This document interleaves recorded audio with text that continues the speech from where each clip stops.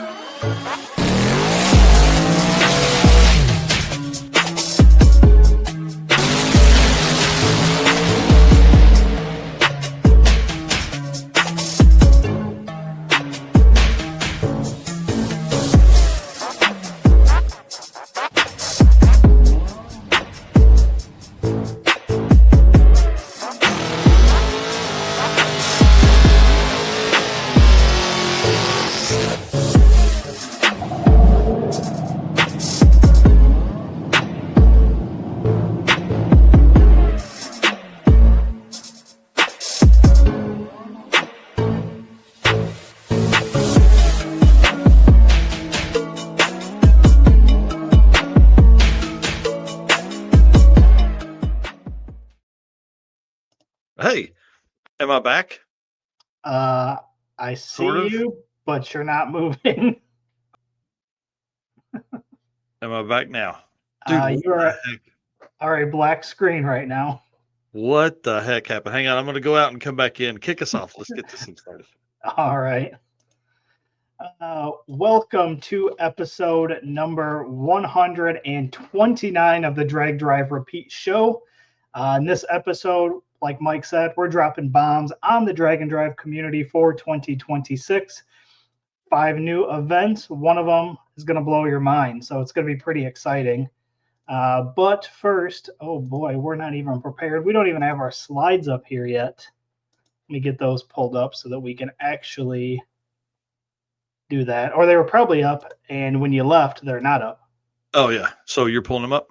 Yeah, I got it. Yeah, I clicked over to Facebook to share it, and when it refreshed, and just everything went black. So what I'm saying is I'm going to need you guys to hit that share button because I'm scared to do it. I'm going to have some PTSD from going to Facebook while we're on live. So what'd you get to, man? Did you do the intro? Did you introduce yourself? I did not. I was reading the intro for the show tonight. Nice. All right. Well, I'm Mike Narx, if you guys don't know. The disappearing Michael Narx. Dude, remember we went all this time without any issues or anything, and then now suddenly I click on Facebook and everything resets. Anyways. Yeah, black, man. Racers and Rods, appreciate that.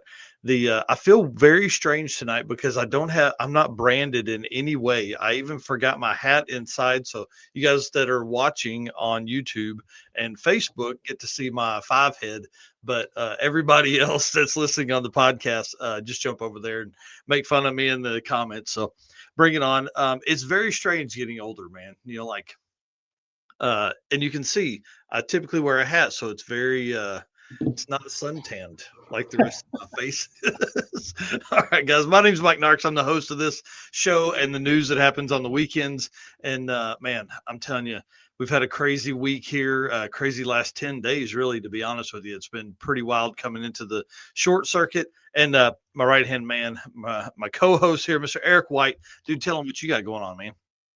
I am Eric White, co-host of the show and news, everything Drag Drive Repeat related, usually the circuit related, but obviously wasn't able to make it to the short circuit, which seemed like an amazing time, and been working on 6 summer photos.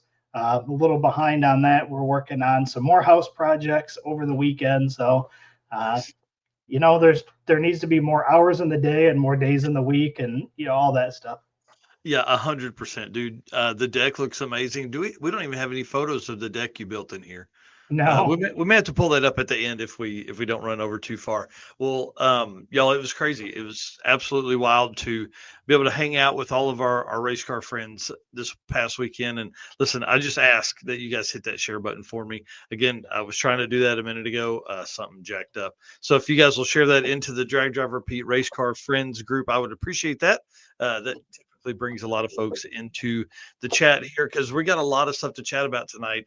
Like I said in the intro, we're bringing on 5 new events for 2026. Going to be a crazy year, man. I'm telling you, going to be crazy for Drag Drive Repeat. I can't wait, and we're glad that you guys are here doing this with us. And of course, our sponsors, we can't do this without them doing what they do. So we appreciate them, and it's crazy, man. I've had some really good conversations the last couple of days with current sponsors and also potential new sponsors, man. It's we're coming into PRI. People got all hyped up at SEMA. I think that's a trip we got to take one year. Maybe not 26, but maybe 27. Yeah, I think that'd be pretty fun just to kind of compare the two. Obviously, we've done PRI for 4 years now, 3 years, something Yep. like that. And we've never done a SEMA, so it'd be kind of fun to go out there and kind of compare the two. Yeah, I think we got to do both. So Darn, you talked me into it. man. All right. Well, listen, thank you to our sponsors, Summit Racing, Deechworks, Molly Motorsports, Driven Racing Oil. Driven is on point, dude. Have you seen all the places they've been? They've been all over the place.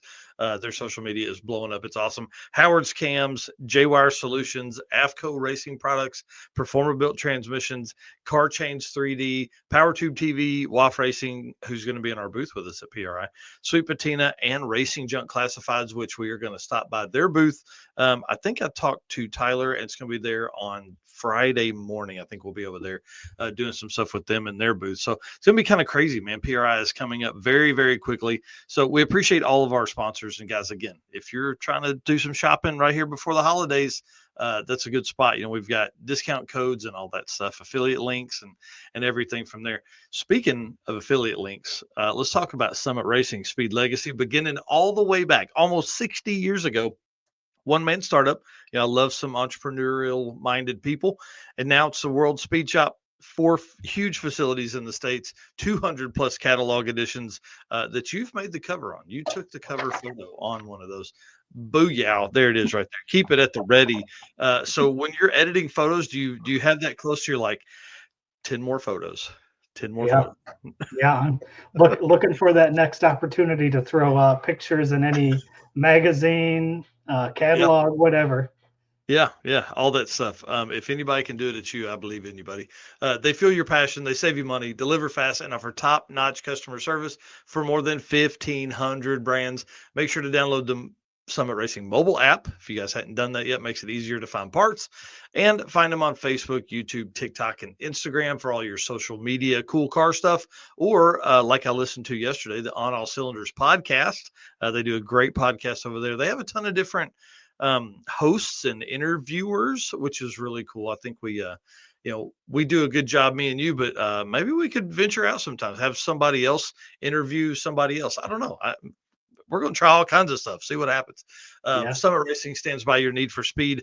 SummitRacing.com, or the best way to get to SummitRacing.com is also through this affiliate link I'm dropping over here in the chat, because that helps us while also helping you. So essentially what you're already shopping, the deals are the same, all that kind of stuff. It is just a pass through to make sure that Summit feels that they're spending their money in the right way by supporting us over here at Drag Drive Repeat. So if you are shopping, hit that. You can find that everywhere, our Facebook, our YouTube, everything.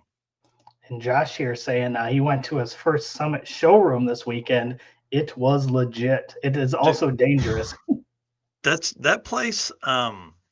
It's like a toy store for an adult. Oh yeah, it's awesome. but with all the good toys. Yeah, right. With all the stuff that now that we're adults, we can get. So it's kind of neat. Yeah, I'm excited. And then of course, you guys know. Hang on. You can grab some of your Drag Drive Repeat merch while you're there at Summit at one of the warehouse stores or online, summitracing.com. But I blew right by these and I didn't mean to. Dude, tell us what happened this week with one of our race car friends. Yeah, it was pretty cool. Bang Shift Billy The products are now on Summit Racing. I am super excited for them.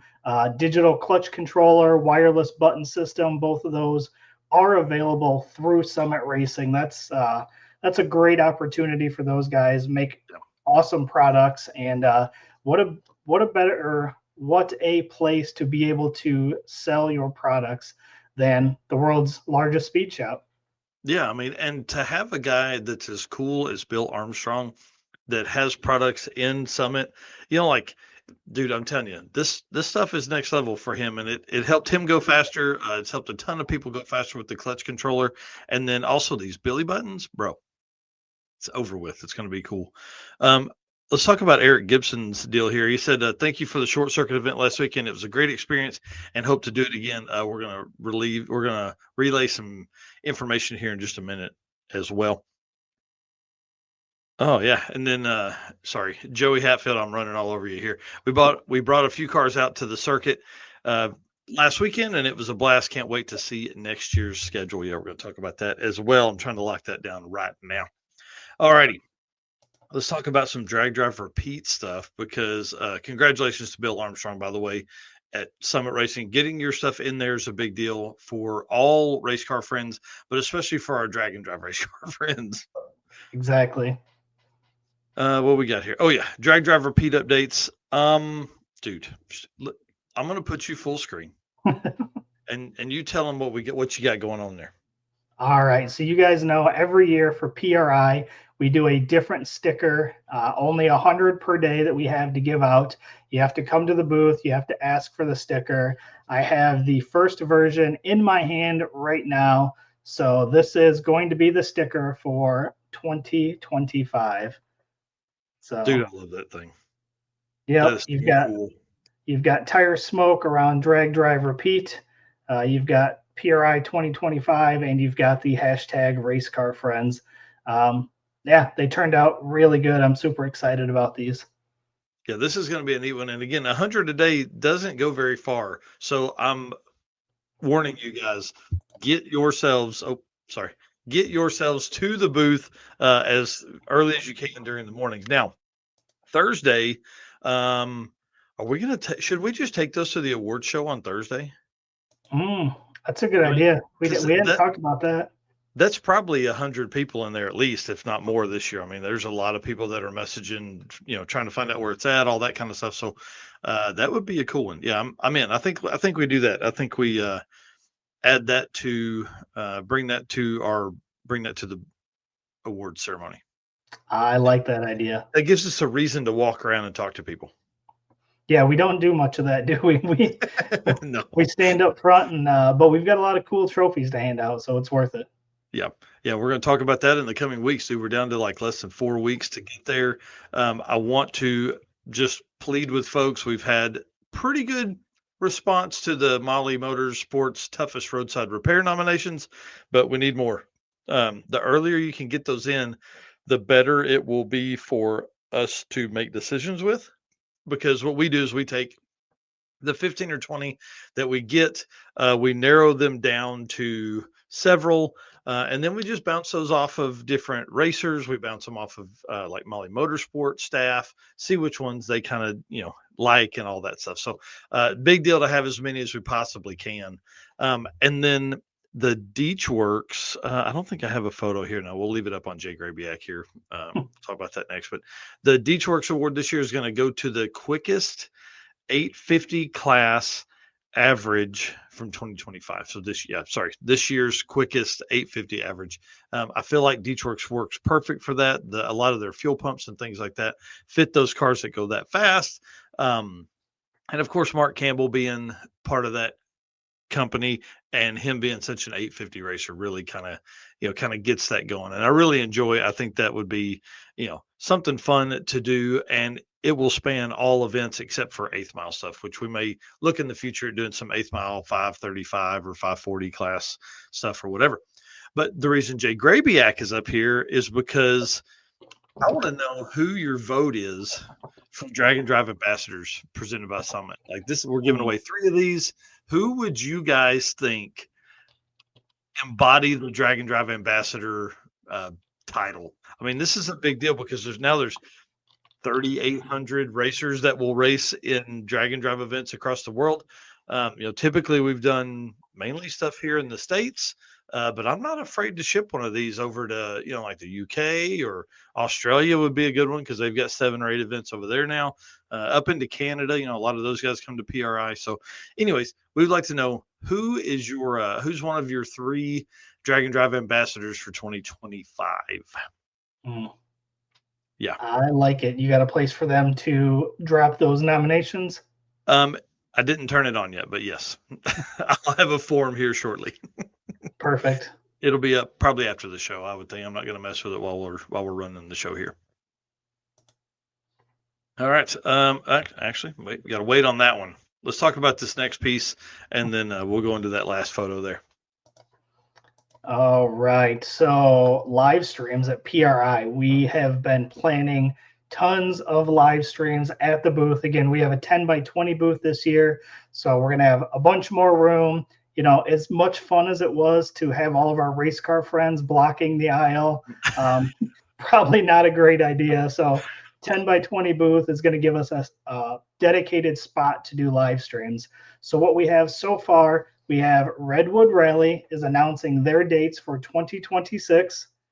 We have Drop the Hammer announcing something huge. We have Matt Frost coming by. Nick and David Deal are coming by.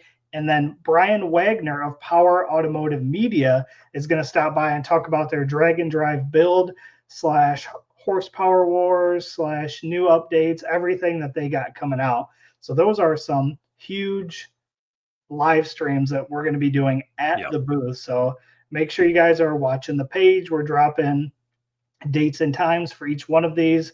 Obviously, there'll be live stream for those that can't make it. But if you are there, make sure you come by and check out while we're doing those live streams. Get that news, right away. Oh yeah, for sure. And it's going to be, folks will be standing there. We're not going to not fill the alleyway up there. I'm sure it's going to be a good time. It's going to be crazy.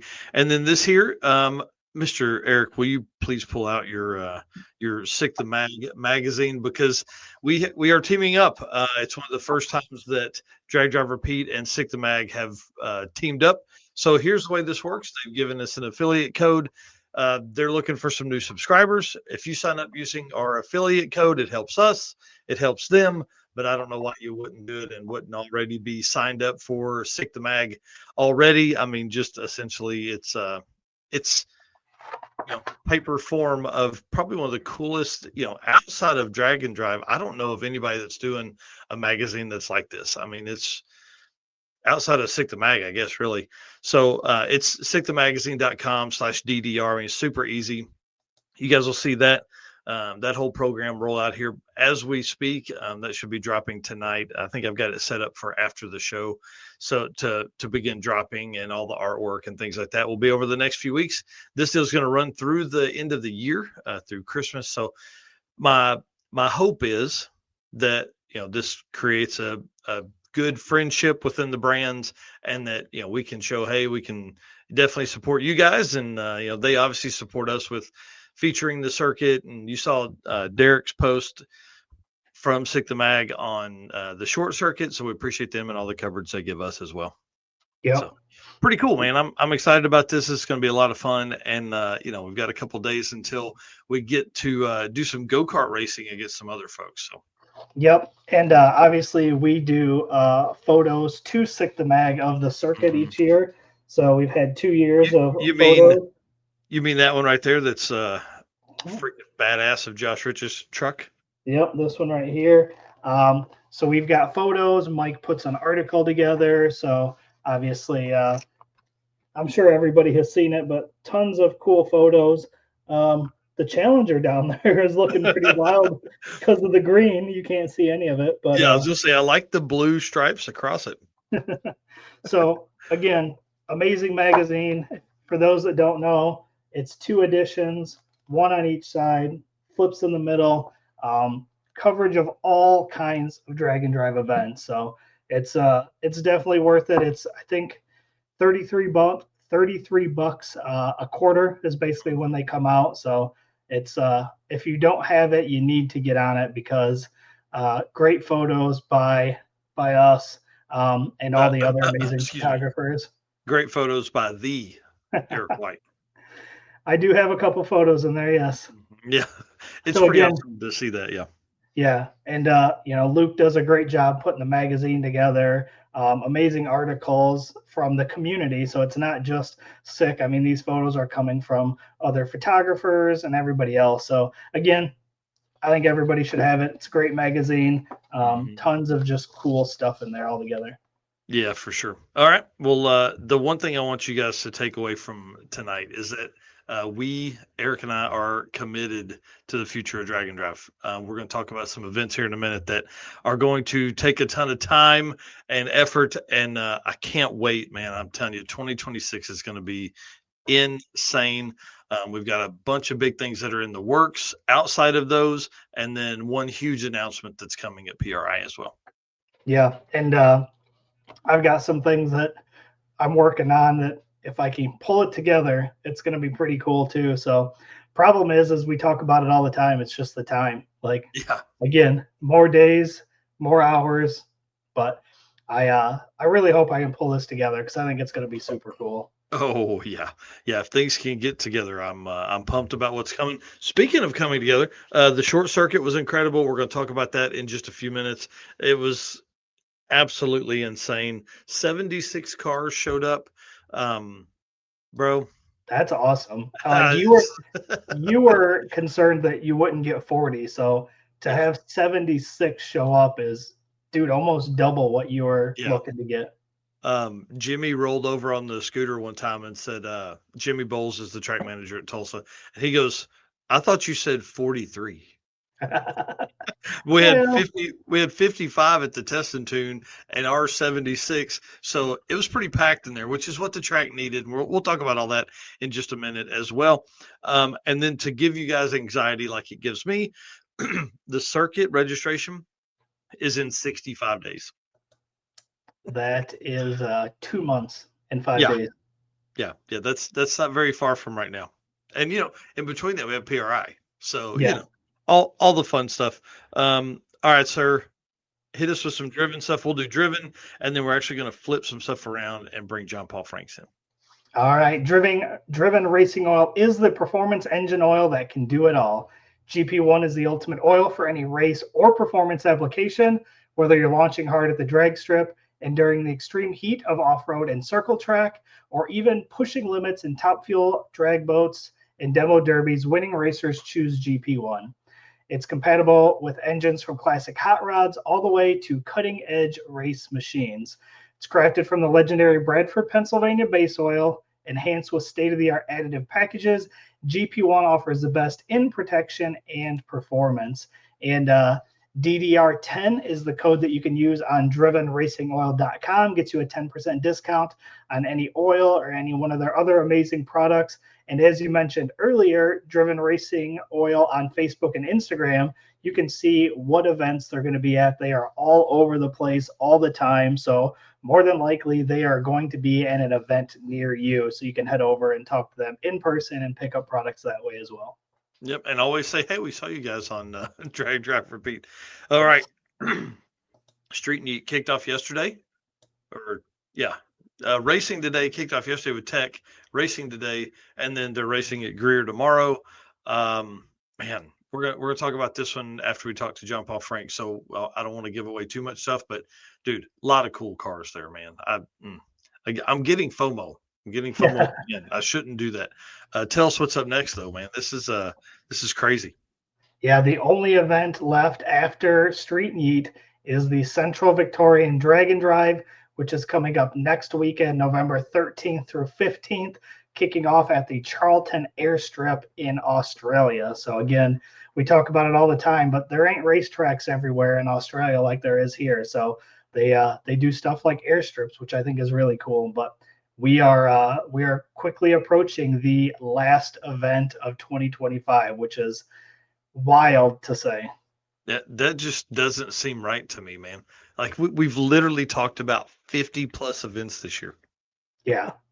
Yeah, I mean, It's been a great year. It's been crazy, but man, it's crazy that we're coming up on the last event, but we're Mhm. already have a a filling up calendar for 2026. And then when you think about it, sick week isn't really that far away. No, I mean, I think I posted a week and a half ago that it was 92 days. Right. Huh? So Makes less me than 3 scared. months. Yeah. Yeah. Yeah, that's pretty crazy. So, yeah, we got to be somewhere in the 80s now for sure. Maybe getting close to 79 days or something like that for sick week coming up. Did I put it in here? Nope, I sure didn't. Well, as we talk about the 2026 calendar, it's filling up fast. So I'll let you talk about the first one, then I'll talk about the one after that.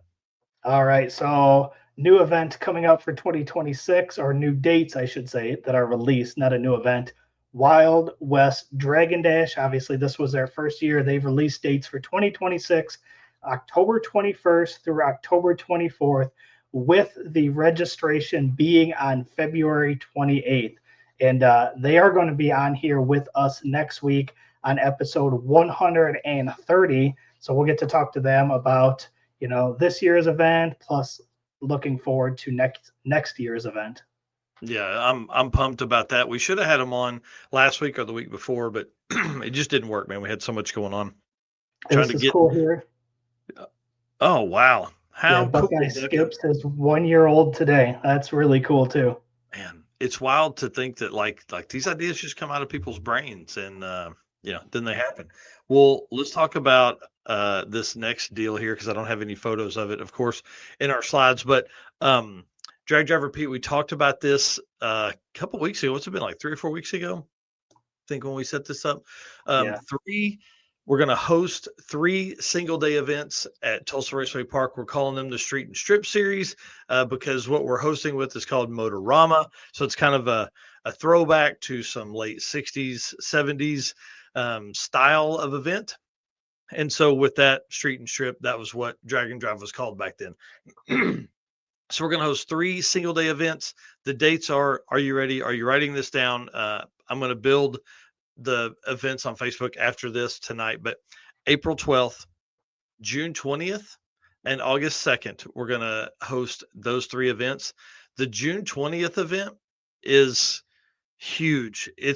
It will be in conjunction with the largest Ford and Shelby event in the world. Like there's not a bigger Ford and Shelby event that happens.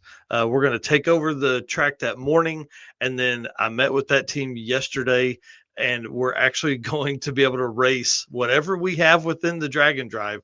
We're going to be able to race that evening with all of those folks. So that's going to be a Saturday. It's going to be crazy. I think June 20th is a Saturday. Hold on, I'll look. Yeah, it's a Yeah. Saturday. Okay. The sad part is, or the happy part, I don't know how we want to word this, but Eric will most likely be at Six Summer up there that Saturday, so I'll be here doing that event. It's gonna be crazy, dude. We're taking over the world, man. 3 events.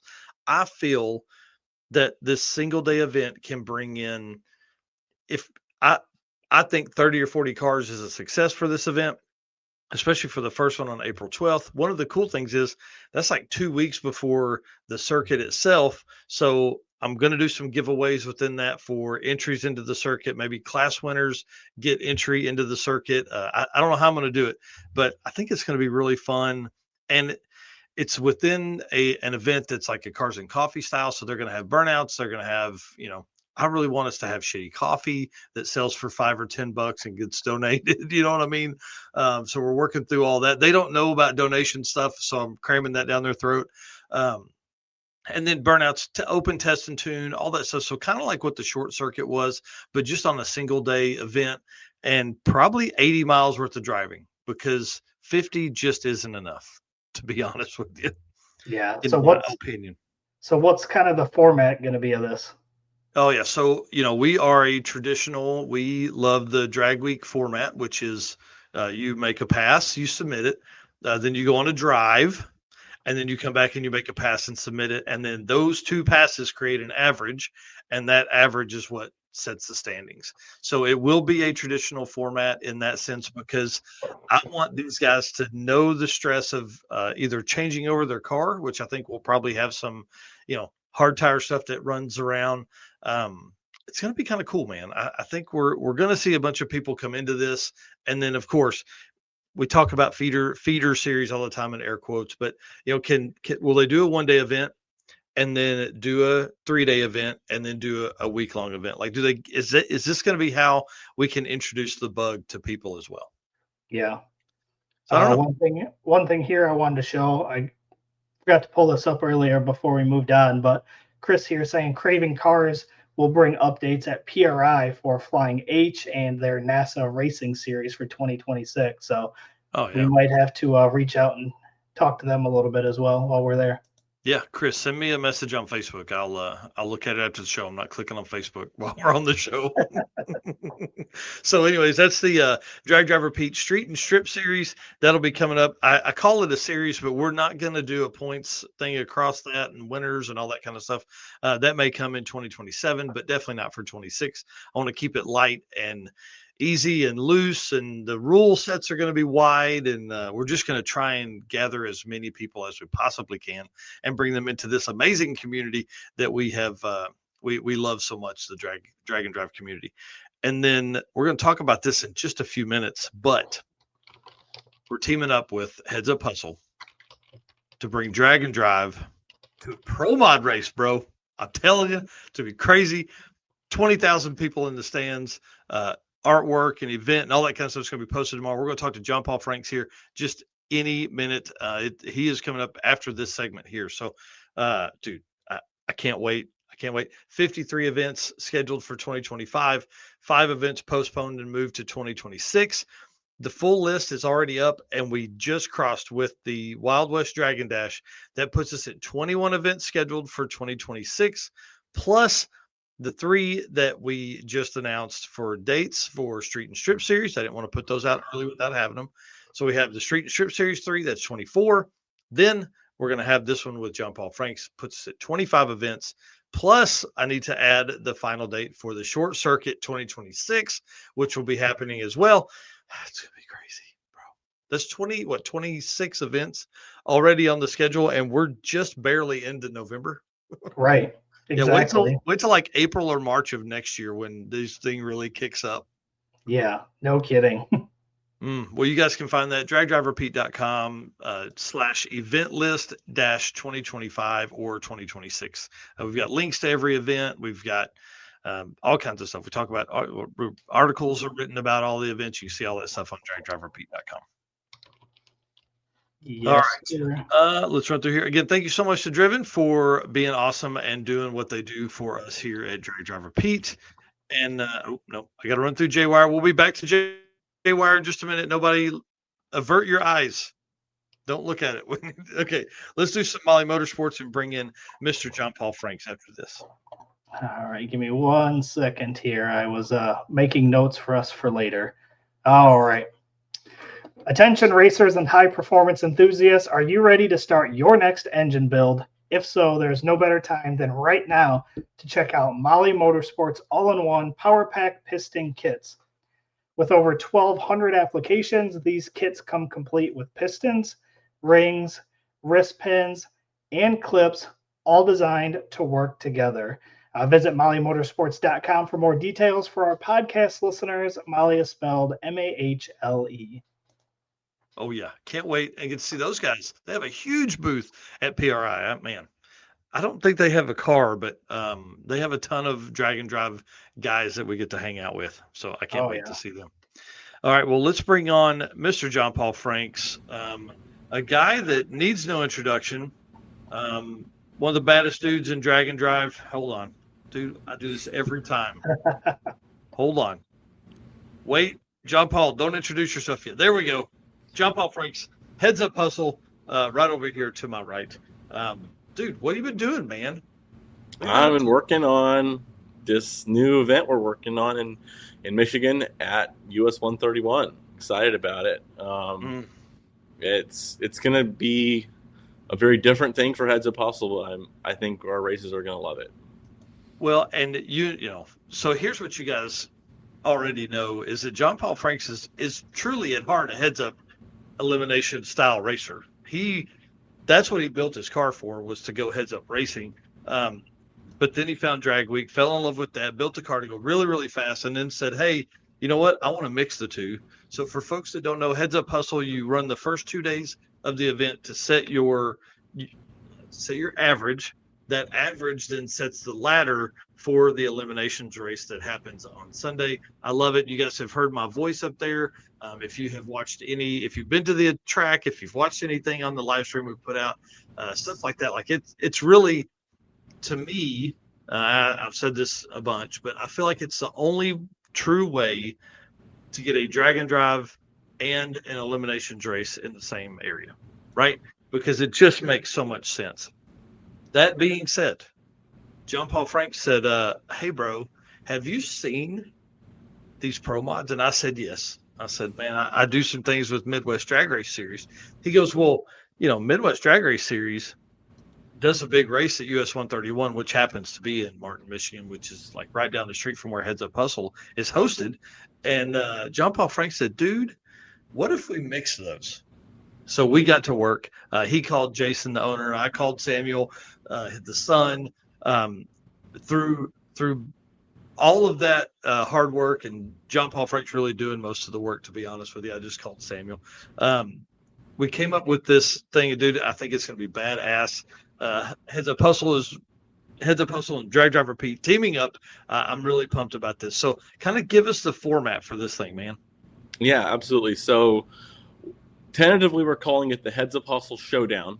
It is September 11th and 12th. Midwest Drag Racing Series is having the Funny Car Nationals at US 131 in Martin. And Friday morning, we will be teching cars in and going on a cruise. And when we get back from that cruise, we'll have 2 qualifiers Friday night. Saturday morning, we'll get a 3rd qualifier and then head into eliminations Saturday afternoon and evening. And it'll be running between nitro cars and jet cars and jet trucks and funny cars. It'll be a blast. There's, as you can see in the pictures there, it's massive crowds, well-known cars, lots of people, and it'll be an awesome opportunity to get drag and drive cars in front of more people. And we're going to have fairly large payouts for the classes. We have 4 classes in mind. We have an unlimited class, we have an 850 index, a 10.0 index, and a DYO class. And that's slightly subject to change, but that's the current working theory. Is that's how the classes, how we want them scheduled and set up. And it's going to be, I have ideas about where we're going to go and what we're going to do for the drive, but it's going to be a really good time. And I don't think some of the people that do some of the smaller events have been ready for how many cars are going to be there. It is 131 is packed when this event happens. Yeah, I mean, there's tons and tons. So what's really cool about this, in my opinion, is obviously the Midwest team is going to be there with pro mods and all that stuff, but there's several local classes that run within this, and those classes, as of right now, are still going to be there. So I think we have an opportunity to truly, again, introduce drag and drive to so many new people with this event. So 100-mile drive on Friday, I think, is probably kind of our goal, right? Yep. Absolutely. Yeah. 20,000 plus people in the stands. Let's talk about how this is similar to like what you're used to as far as true heads up drag racing. Yeah. So in heads up drag racing, if people were paying attention, last weekend, import versus domestic happened out in Maryland. And you get a certain number of qualifiers. In this case, we'll have 3 qualifiers. And for unlimited, we'll have an 8-car class. And the fastest 8 cars will be in that class and go into heads up eliminations. So the fastest car will race the slowest car in their first round, and so on down the ladder. And if 9 or 10 cars show up and want to try to get in, only 8 cars are making it in. So you got to be in the top 8, or you're not gonna race for the money. So it's true heads up drag racing, and you got to qualify before you can even have a chance to go into eliminations. And we are going to have a bracket class with DYO and some index classes as well. But the unlimited will be a true heads up class for the fastest cars that are there. Yep, and it's limited to 8. 850 class is limited to 8. 10.0 index is limited to 16. and then the bracket or DYO style class is limited to 32. So it's going to get pretty interesting. There's never been a time on a drag and drive where somebody has not qualified. So like they'll at least make the drive. They'll at least get to make 3 passes down the track. But can they make the show is the question. I think that's going to be the funnest part about this whole thing. I'm really excited about this event. It's going to be way different than anything we've ever done. So. Yeah, it's going to be really fun. Qualifying is actually important, because if you don't go as fast as you can, you're not going to make it for the race. Yeah. So that's not a new concept in racing, but for drag and drives, I think it is. So. Yeah, I mean, imagine being a racer that's just used to, you show up and you get to race. Like, you're still going to show up and get to race. We're looking for something like 80 to 100 cars. This could be pretty wild to see people put on the trailer and not get to run in eliminations in front of 20,000 people, man. This is, I can't wait. And you get to race with Midwest Pro Mods, you get funny cars, you get the jet cars, you just get this huge show that's going on. This one may be like the biggest show we've put people in front of. And they're really going to have a chance. So yeah, we're still workshopping the name. I do like the showdown. I don't know. There's something there that we can get on, but this is a big deal. 22nd year for the Funny Car Nationals for US 131, and we're going to come in and just take over, man. They don't even know yet, so it'll be really fun. We'll be able to jump in the tower, do some announcing, all that kind of stuff when our racers come up, and just, I don't know. And thank you for letting us be a part of this. I'm really pumped about how this is going to work out. Well, this is a partnership. It's not just Heads Up Hustle. It's Heads Up Hustle and Drive, Repeat. And without your connections to the Midwest Drag Racing Series, I don't think it could have happened. So this is a not just Heads Up Hustle. This is us working together, and we'll hear your voice on the mic again. Yeah, we can't. People want to do that for sure. They can't wait to hear this. You got to get ready to talk in front of 20,000 people. Dude, I'm a little nervous about that, to be honest with you. That's a lot of folks, man. And, people paying attention. So that'll be cool. And I think, like, as you go along and you say names like, I mean, Bryant Goldstone was one of the first names that came to our mind for the Unlimited class. You start talking. I was on the phone with somebody today. I think it was Mark Campbell at Deechworks. I was on the phone with him today, and we were talking about this event. And I was like, man, the cool thing is, like a Pro 420 or Pro Mod class, like if it's a slower Pro Mod, like Dave Adkins has a twin turbo LS 57 Chevrolet that runs like low 4s in the 8th, right?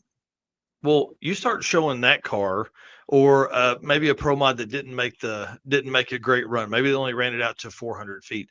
Like, these cars that are going to be doing this in the Unlimited class could get really close to those numbers. So like you start saying, hey, these guys drove 100 miles this morning and then came in here and made a 14 or 430 eighth mile pass.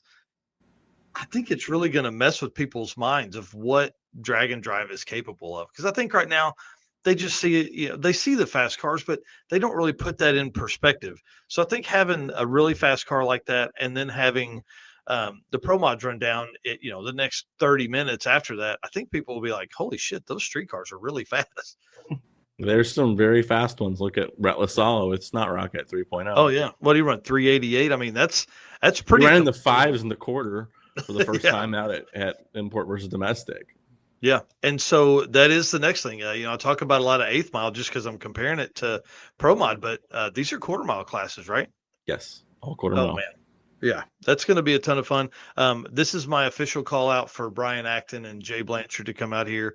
Think of the number of 850 cars that live within a reasonable distance of US 131 that would come out to be on that kind of stage.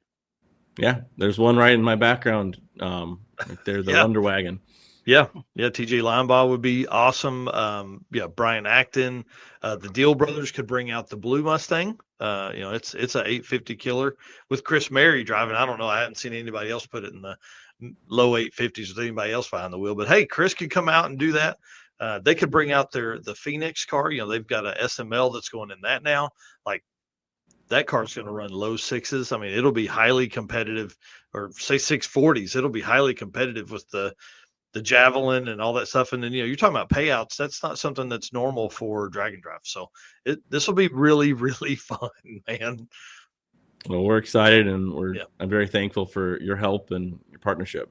Yeah, it's going to be a blast. So if any sponsors are out there, you want to get involved, come on, let's hit us up. We'll get some stuff rolling, and all of that stuff's going to drop. We're going to see some artwork and details coming out about that on tomorrow. I want to finish up just a couple more things on artwork for it, and then it'll drop and be out. And like I said, blow your mind. This is going to be a big deal. So thank you, John Paul. I appreciate it, buddy.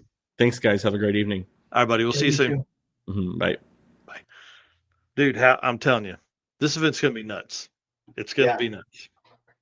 Yeah, that sounds like a ton of fun. Yeah. And heads up, we don't do a ton of that in Drag and Drive. And I think to also have the 3 rounds of qualifying, actually, dude, if we have 12 850 cars, and there are only 8 are making it. You know what I mean? So these folks that are entered are going to have to pay their way in, and then they may not make the show. How crazy would that be? That's not how Drag and Drive typically works. So I'm really excited about how this is going to come about. So anyway, that's not horribly far from me either. Dude, we've already figured that you're coming, right? I hope.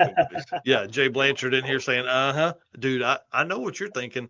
This is going to be crazy. So I'm really pumped. I'm excited that John Paul is willing to take this on. I mean, this is a big deal for Drag and Drive, just in the amount of work that goes involved in getting sponsors around this, recruiting racers, all that kind of stuff. But then also this is a whole new level. I've hosted heads up shootouts before, and man, you got to have your rules right. You got to have them right from the very beginning. And it's just a whole new level of brain damage, man. So guys get pretty serious if they're paying money to win money. Yeah. What would really be cool is to pair up some of the Drag and Drive racers against some of the Midwest racers.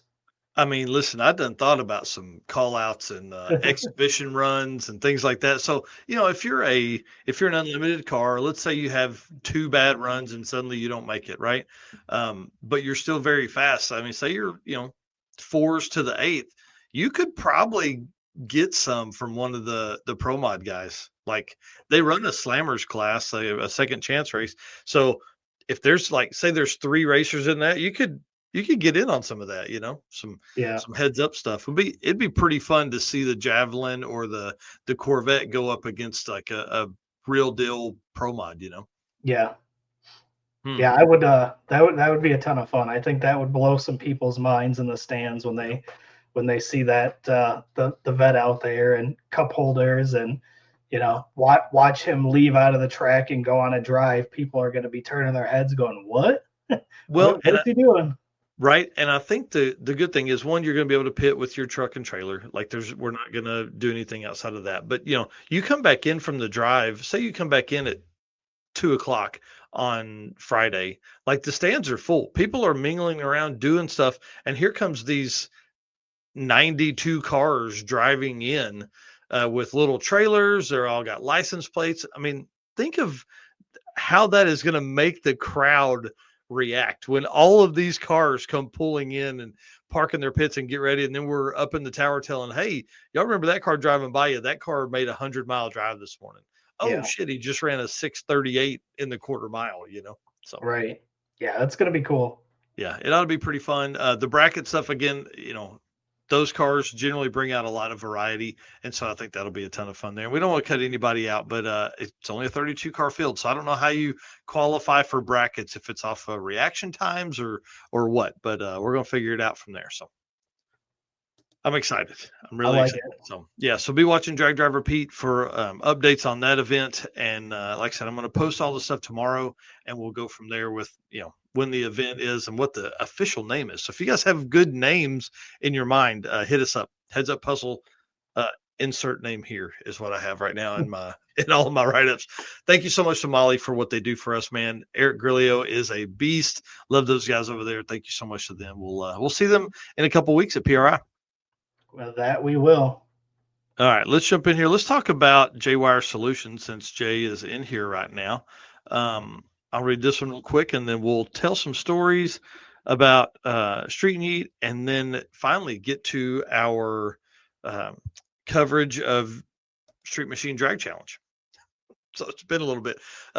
J-Wire Solutions is your expert car and marine wiring solutions provider. J-Wire Solutions can wire and plumb your hot rod, your race car, your drag and drive car, your sand rail, your buggy, your snowblower, anything you've got that's got wires, Jay can do it. I guarantee it. Plus, they offer a ton of products. Like I love the new Holly intake tray that's it sits right on top of the fuel rails.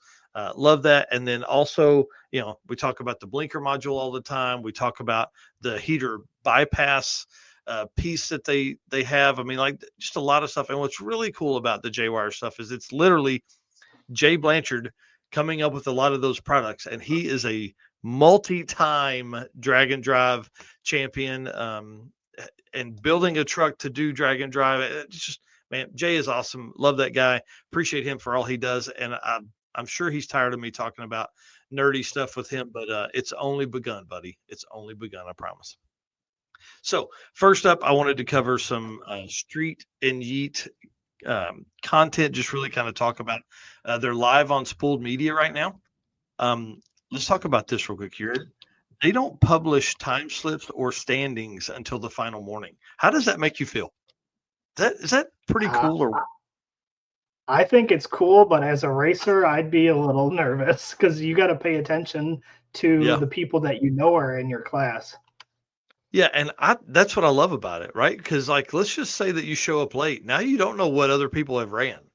The one cool thing about having a live stream now is, like, you could go back and watch that, but can you really go back and watch the live stream as you're driving, write down the notes for the people in your class, all that fun stuff. So I really think he's done a great job. Sorry, I just kicked my tripod. He does a great job of putting all that together and not giving that information out, because it's going to make you really push your car that much further. Jeremy, another guy we're going to see here at PRI as well. Yeah, I'm excited about hanging out with all these folks. Hey, Jeremy, since you're going to PRI, holler at us. I want to talk, see if you want to do some live stream stuff in the booth while we do that. Dude, I thought the Z28 was freaking gorgeous, man. Look at that color. That looks, what I like about that is it still looks like a 70s Camaro. It doesn't look, it's still got that original look to it. Besides obviously the meaty tire, but that is gorgeous. Yeah, big time. I love that. I only grabbed 2 photos because we're going to do a full wrap up on this next week. We'll talk about all the cars and events and all that kind of stuff. Jeremy, I'll send you a message after this tonight. This C10 Suburban, I'm a huge fan. I like that. Yeah, canoe on top. So anyway, Spooled Media, be watching it for the next couple days. That's where I'm going to be hanging out all afternoon. No, I'm going to mail it this week, I promise. I have not been to Walmart to pick up a box yet, so you live in the Walmart capital of the world. How have you not been to Walmart? It's been amazing, man. I haven't had to go. It's been awesome. It's fine. It's been sitting at his place for like 3 weeks now. It's all good. Yeah, I will get it in the mail tomorrow because I got some other stuff to mail to some people too. So I'll get it out. I promise. Sorry. Dirty Panda's going to kick my ass. He said the other day, he goes, I could have just taken it to him by now. I was like, dude, that's probably the best idea. Eric knows I'm horrible at shipping stuff. So do some racers that order a sticker and don't get shipped out. Hey, I've got that fixed. That's on its way. All right, let's talk about Street Machine Drag Challenge, dude. This is crazy. 10th running. It ended a week ago. 2014, first year for this event. It's wild. It's the second longest running drag and drive out there. Like, it's super cool, man. Yeah. Well, let's run through these winners here real quick from that event, and then, man, we're going to be over tonight if I don't get myself in gear here. Let's go. All right. We're starting out here. First one, Radio Blown. Brandon Zito with a 30.088. Quickest of drag challenge plus the quickest single pass at a 742 and quickest Chevrolet. So theirs is total time, right? So Yeah, because I think they had 3 days of eighth mile times. yeah, so the times are going to sound a little weird as we go through these, but the top 4 cars in this radial blown class all had a 30 point something something something. Mm-hmm. So obviously very very competitive, but again Brandon Zito with the 30.088 taking that one. Laid it down. All these photos that are in here are from Street Machine Magazine. I want to give them credit for all that stuff because I stole it right from their website. So appreciate them being awesome and doing all this stuff. Outlaw Aspirated. I think that's the next photo here. Maybe. Yeah, Outlaw Aspirated Michael Ryder with a 37.492, and he is the quickest Holden of the event. Nice. Outlaw Blown was Alan Vila with a 32.158. Also the quickest Ford. Second place, right behind him, was Stephen Mill Khalif. That's what I'm going with. Yeah. Mikhalif, 32.284. He was the quickest without a trailer. Yeah, I love those kind of awards. Radial Aspirated goes to Paul Wood, which I think is nope, that's the Micallef guy. This one here, Paul Wood, 33,747 for him in Radial Aspirated. 235 blown was Tom Wright with a 34.457. Actually, I think I'm way off there. Yeah. 235, dude. I love the tires. I love small, tiny tires. 235 aspirated, which is naturally aspirated. Louis Giannis, 35,409. So not far off. I mean, 1 second total off of the 235 blown. Pretty crazy. Yeah. The 6-cylinder is Anthony I think we figured it was Spadavecchia from the last show. Yeah. I wouldn't have got there on that one, but Yeah. Anthony had a 34.052. Yeah. Pretty fast for 600. 8.5 radial, which I think is the width on that. Brad Schreiber with that is the 33,601. And then the 9.5 radial first place was Kevin Cox with a 37.589. But listen to these here. Second place was Alex Bird with a 37.613. And third place, Phil Dinan with a 37.653. So very close in that 9.5 radial class. And when you start thinking about total ETs, that's really close. Not average ETs, total ET. Like that's really close. Stick shift winner Zane Heath with a 40.827 with the quickest 4-cylinder and taking the stick shift winner. That's pretty awesome. James Miller coming in second with a 49.47, and then Bruce Howie coming in third with a 41.142. So a total of 0.3 separated the top 3 total ETs. Pretty awesome. Yeah. And then the last one here was the Hard Luck Award, which we had shown this on, remember, I think it was a Saturday show on one of our news, but Daniel Smith with the Celica, dude, the hood popped off at 150 something miles an hour. Yeah. And we talked about it. You can't see underneath that hood. Like you're blind at that point with this one. Yeah, that's why if you look close at the photo there, it's actually like, look at how flat that front tire is. Like, I think the tire is worn through there. Like, it's not just flat. I think it's like the entire tire is gone. Yeah. So pretty crazy. They'll be able to ride it at 150. Yeah, the hood obviously folded itself up over the windshield to the roof. Yeah, you can see it laying on the roof there. Yeah, so pretty wild, man. Glad he got it settled down. I'm sure that car's probably running now, Yeah, as I say, didn't hit anything, so everything worked out good. But yeah, it's change of shorts and pull off the hood and replace the tire, you're probably good to go. Yeah, that's right. Well, man, congratulations to all the racers at Street Machine Drag Challenge.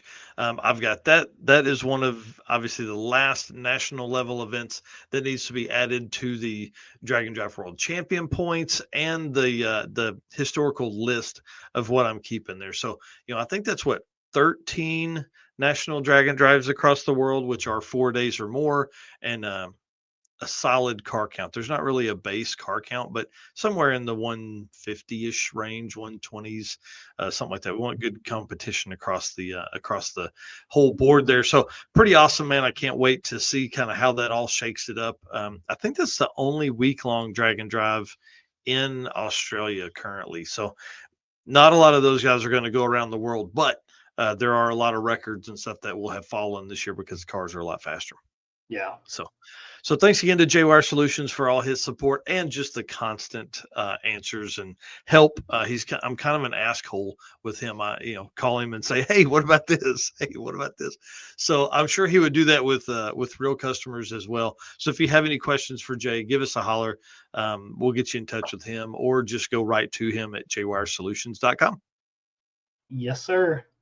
All right, let me run through these, get back to the end here. I'll let you do some race car friend stuff. All right. Appreciate everybody tuning in tonight. Feel like we're right about on time here, halfway through the show. Appreciate all the race car friends that have tuned in and watched the show so far, made comments. And again, the sticker, that's why it has race car friends on the sticker. These are for you guys, and we wouldn't be able to do this if it wasn't for you guys racing, for us to talk about, supporting us. So appreciate all of you guys and our sponsors. We talk about it all the time. We cannot do this without them. We've got affiliate links. We've got discount codes. If you need anything from any of these companies, reach out to us. We'll get you in contact. But thank you to Summit Racing Equipment, Deechworks, Molly Motorsports, Driven Racing Oil, Howard's Cams, JWire Solution, AFCO Racing Products, Performabuilt Transmission, Car Change 3D, PowerTube TV, WAF Racing, Sweet Patina, and Racing Junk. Oh, yeah. Well, let's talk about some Deechworks stuff as we move into the next bit here, where we're going to start talking about the short circuit. This is where we're going to go over a lot of the stories and stats from that event. So Deechworks is a leading manufacturer of high-performance fuel system components. The DW product line includes fuel injectors, pumps, rails, regulators, filters, lines and fittings, plus pump modules and surge tanks, all engineered to support power levels ranging from 400 to 2,200 or more horsepower. With a focus on engineering excellence and industry-leading customer support, Deechworks continues to drive the future of high-performance fueling. Of course, Deechworks.com. And when you're on there, you're looking at all the cool stuff. They've got a ton of new brushed fuel pumps, as well as some of the brushless fuel pumps, as well, that debuted at SEMA, that are going to be bringing them to PRI. You can use code DDR10 to give, obviously a 10% discount on anything that you get from the website right there. And they've got a ton of cool merch as well. So support those that support us. We appreciate you guys and all the times that you guys have purchased stuff from Deechworks, because they're a big supporter of ours. All right, well, let's talk short circuit, because, dude, it was crazy. It was crazy. I want to thank the sponsors that came on board for it real quick. So Summit Racing, obviously our title sponsor there, Molly Motorsports, Driven Racing Oil, Deechworks Fuel Systems, Maverick Dent Company, who's owned by a racer that came, Eric Carroll, Cornerstone Performance Transmissions, who is a diesel transmission repair specialist in Texas. That's Alex Arquette, another drag and drive racer. Morrow Photography, who is Melissa Morrow, who is our official photographer of the event. And then Brandon Parker, who came up, and dude, I can't say thank you enough to Brandon.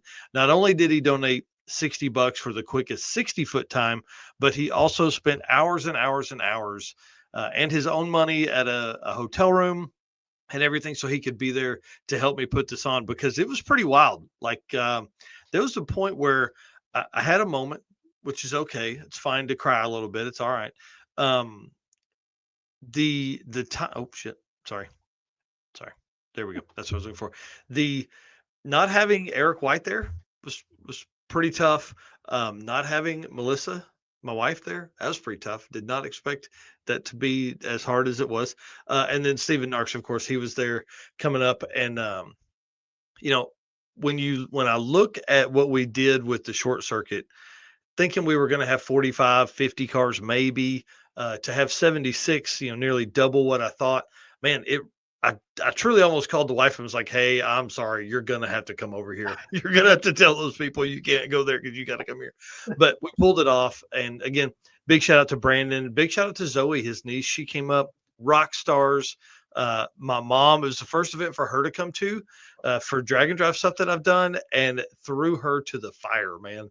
She got right in there and got everything going. It was pretty awesome to see everybody pull it off. And I had all the like inputting the time slips isn't hard. It's all the other things, like all the questions that people have. We sold a ton of the merch. Hundreds of shirts were sold. Just, I mean, one, they're $5, but we needed to get rid of those. So Zoe was down there. Brantley, Stevens' stepdaughter, she was down there just hammering out. Little Lincoln was over there slinging some shirts. It took a village, because on Saturday, when the short circuit racers would go up, I would go to the tower. The first round of racing I recorded, but then the second and third round I went up to the tower to help announce, because they weren't even in the system. The numbers were, but they weren't like in the system with names and stories and all that kind of stuff from the tech cards. So I was up there asking questions, and the guy, Dean, was like, "Hey man, if you want to come up here the next time your folks come up, please help me. It'll help the announcing." So did that, but I got to, also announce some stories, and that kind of let everybody know they were going to be up. But what was crazy is we worked in with the bracket race. Big shout out to Jimmy Bowles for making this happen. And he guaranteed us 4 passes. We got 5. It was wild. I really thought we would have a lot more downtime between the rounds, but dude, Tulsa Raceway Park was a well-oiled machine on Saturday. They weren't playing. There was a couple well-oiled track bits too, because we had some people blow some stuff up. But once we got past everybody blowing stuff up on Friday night, we kind of got it. It was fine. It was fine after that. So yeah, Saturday was crazy. But big shout out to Brandon. Big shout out to my mom. All them started with 78 cars, finished with 62. So no matter whatever kind of event you host, 20% are still going to fail. Is what I got from that. Yeah. So let's talk about some winners from the event. So I'll let you run through these while I flip pictures and show comments. All right. The Geezer Award by the Maverick Dent Company was Don Gould. I should have put the notes in there about how old. It's 74 years old out here cruising around. I said something in the award ceremony. Look, the next generation's needed. We need kids involved, right? But dude, we need old people too. We need people to tell stories of what it was like back in my day, or what happened back when. I was here in 1986 at the track. So Right. Big shout out to Eric Carroll for hosting that award. Yeah. Plus, who's gonna tune the carbs? Because I couldn't find the up and down arrow on Dad's carb. I don't know. Yeah, Don can definitely do that. The next one, the furthest traveled by the Maverick Dent Company, was Phil Balmaceda in the vet there. So what was it? 572 miles that he traveled to come. Yeah, and the biggest thing with that award is that they had to drive their car. So Phil was peer pressured into coming up, and ended up taking home a super cool what do you call it, tumblers from Maverick Dent Company. It's pretty awesome. And what I thought was really cool too is he had people gave him money to make it to the event, and then he donated. Didn't donate the money, but bought clothing to donate, which really cool. So big shout out to Phil for being awesome there. Yeah, so you get peer pressured into spending all that money, and then you spend the money that people donated to to the charity. Is pretty cool. Yep. Quickest female by Morrow Photography, Abby Larson. Yeah, she kicked ass 10-0 out of this Trailblazer. Nice. 10:0:45 was her quickest pass, but she ran 10:0s all weekend. It's pretty cool. Yeah. Sweet. Do you have one for the next one? I don't, because this was won by 3 people, but I can't remember who. I know Michael Baker. Sorry, go ahead. Announce the name, and then I'll talk about the winners. The next one here is the Biggest Energy, which we talked about this when we were rolling out all the awards. Again, this is by Morrow Photography as well. Yep. So Michael Baker with the Suburban, Dustin Peterson with the Cornhusker Cougar, and then Eric Carroll who is the owner of Maverick Dent Company, who basically him and Alex Arquette peer pressured Phil Balmaceda into coming up. Love it. Yeah. Yeah. And then our last one here, the quickest 60-foot time, again, sponsored by Brandon Parker himself. Is it Quanzo? Quanzo. I always screw that one up. One of my favorite cars from the circuit. No matter where you take a picture of that car, it always looks good. Yeah, Charles Judd did a great job on this one too, man. There's another shot later because Boo won one of the classes, but man, it was cool to see it out and doing what it's supposed to do, you know. Yep. All right, then we move into the U versus U class here. Dalton Howard won with a .02 spread. So 3 passes here: 11,241, 11,250, and 11,261. Yeah, pretty badass. And the 11,241 and 261 were on Friday. So actually, I don't know how many passes he made on Saturday, but if it was, I think he made at least 2. Yeah. So that's the winner, Dalton, with a .02 spread. Michael Baker in second with a .022. Third place, Eric Gibson with a .025. Fourth place, Abby Larson with a 0.026. Yeah. So like this U versus U was very tight. 11 racers finished with less than a 10th spread. Yeah, it was pretty wild. It was that it's a tight class, and we're going to talk about it in a minute, like how tight it was when they left day one. But like Abby's passes, 10:045. She was the quickest in the class at that point. 10:045, 10:051, and 10:071. Yeah. So 026. The way we do that spread is the spread between your quickest and slowest submitted pass. Yep. Is the easiest. And the reason we only did 3, we did 2 on Friday and 1 on Saturday, is because I didn't know how many passes we were going to get, because they had like 80 something bracket cars there, and I didn't want to make people make 4 passes and be there all day if they didn't need to be, you know, to get their good 2, you know. So sweet. Yeah. So that was the U versus U. Next class here is the 12.0 index. Jeff Short with a 12.023. Yeah, he's a badass. Yep. He's a badass. Yep. And then second place, Norman Cornell with a 12.07. So again, another super close there. Best ET of the class went to Norman at a 12.002. Yeah. So pretty cool there. And then you'll have to talk to the story here, because I don't know the story. Oh, the David Miller. Did I put it in up here? Matt Fling blew another motor. Yeah. Hey, if Sean or Matt are watching, send them photos over, man. So Matt Fling was entered in 12.0 index and was like the 3rd car down the track on Friday night, and just spectacular fashion blew the motor up in the Grand Marquis. You guys will remember it. It's the tan Marquis with a Pro Charger on it. It's awesome. 666. He blew the motor up. Same thing here. It's pretty hilarious. I was really hoping he would send me the photos, though. They were supposed to a little bit ago, but I haven't got them yet. Gotcha. Yeah. Dang it. So, So that's your 12.0 index. Next class here was the all motor.